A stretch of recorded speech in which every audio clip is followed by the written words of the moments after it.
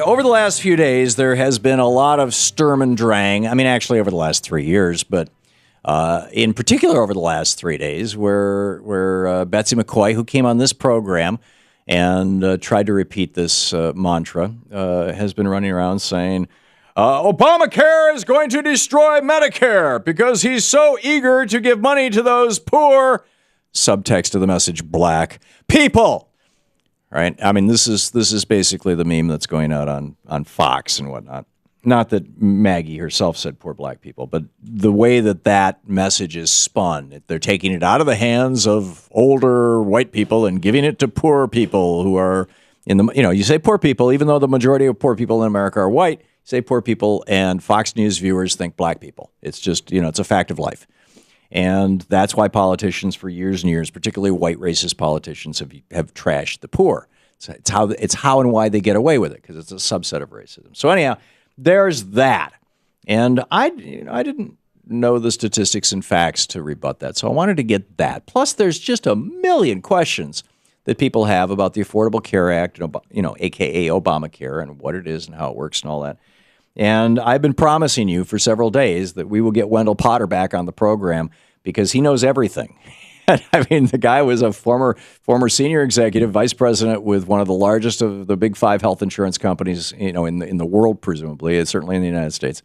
And he knows the Affordable Care Act inside out. And, journalist, contributor to the Huffington Post, a participant in the Center for Public Integrity, author of a new book that will be coming out, Obamacare, What's in It for Me, What Everyone Needs to Know About the Affordable Care Act. His website is wendellpotter.com, and it's spelled just like you'd think, 2 Ds, 2 Ls, 2 Ts, just the normal, wendellpotter.com. And Wendell, welcome back to the program.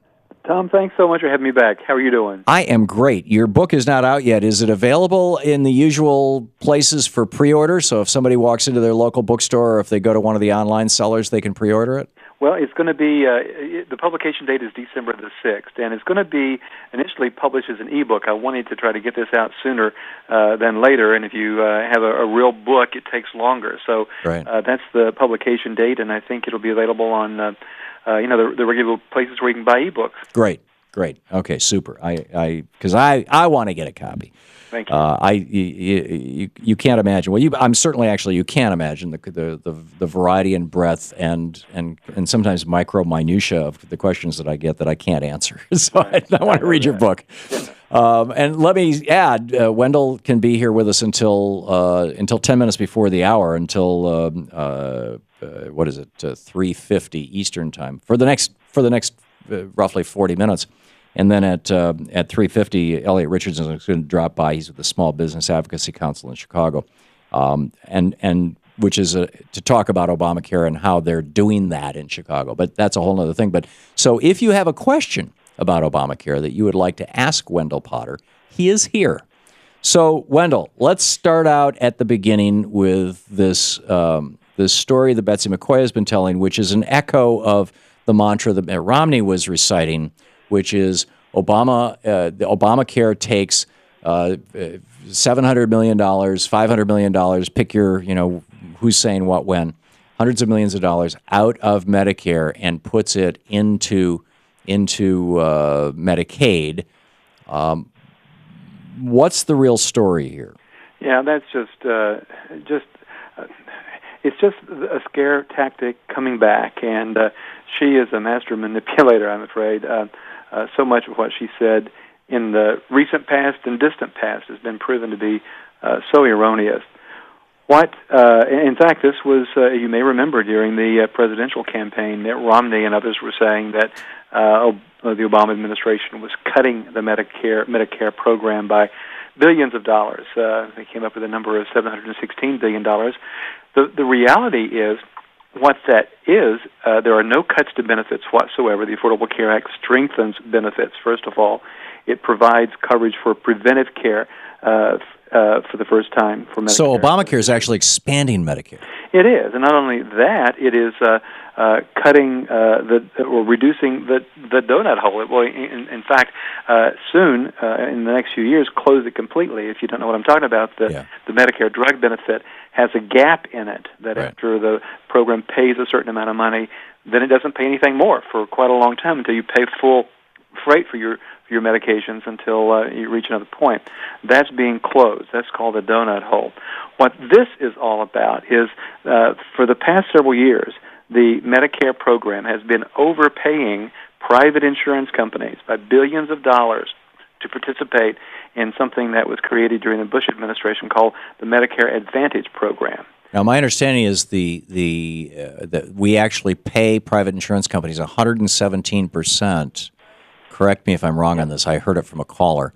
117% of what would normally be paid out in Medicare. We pay that to the insurance companies, and then they deliver basically Medicare to people. Is that how it works? That's exactly how it works. It's quite a sweet deal for private insurance companies. Absolutely an incredibly profitable business for many insurance companies that are in this program. They are getting that extra 17%, and the service that is being provided to beneficiaries is equivalent in most cases to what people in traditional Medicare get.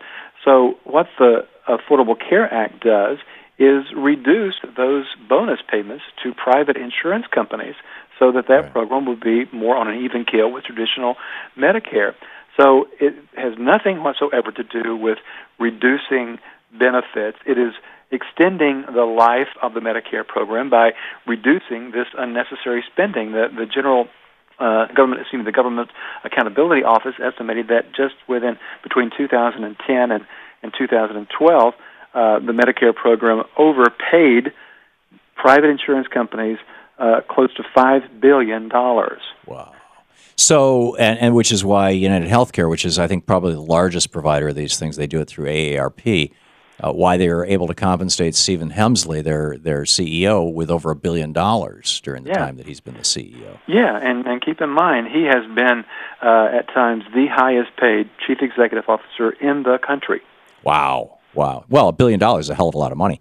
So I get people calling into the program who say, my Medicare, I just got notified that my Medicare is going to be cut next year. And I go, really, your Medicare? Yes, I got the email from, and they fill in the blank of the name of the company. Last week it was somebody who said Kaiser. Kaiser, sent me this notification that my Medicare is being cut. And my response, uneducated, correct me if I'm wrong, was, you're not taking Medicare. You're taking Medicare Advantage. Maybe you should consider dumping Medicare Advantage, dumping Kaiser, and just signing up for Medicare. Is that a rational response to that? We have a minute before the break here. You're absolutely right. It is exactly what's going on. People are signing up for these plans thinking they're in traditional Medicare. What they're doing is moving out of traditional Medicare into the arms of a private insurance company that can, at its whim, decide to change benefits. That's exactly what's going on. And at their whim, they are changing benefits, in part because the gravy train is coming to an end. Yep. So can people at any time who are on Medicare Advantage, whether it's through AARP and United Healthcare or whether it's with Kaiser or whatever, can they simply say, I think I'm just going to go back to Medicare? You can do that. In fact, my mother was in one of these kinds of plans, a Medicare Advantage plan, until about a couple of years ago, and we moved her back into traditional Medicare. There may be windows of opportunity for people to do that, but you can, and I would strongly. And in traditional Medicare, there is a gap. There is a 20%. You can buy Medigap coverage, though, can't you? Right. Exactly. Medicare supplement plans are different from Medicare Advantage plans. Medicare supplement plans are different from Medicare Advantage plans. So it's all about the magic words, and the weasels are using. They're saying Medicare and they're forgetting to include the word Advantage. That's exactly right. Amazing. Wendell Potter with us. He'll be taking your calls after the break. It's 15 minutes past the hour here on the Thom Hartmann Program. Everything you ever wanted to know about Obamacare.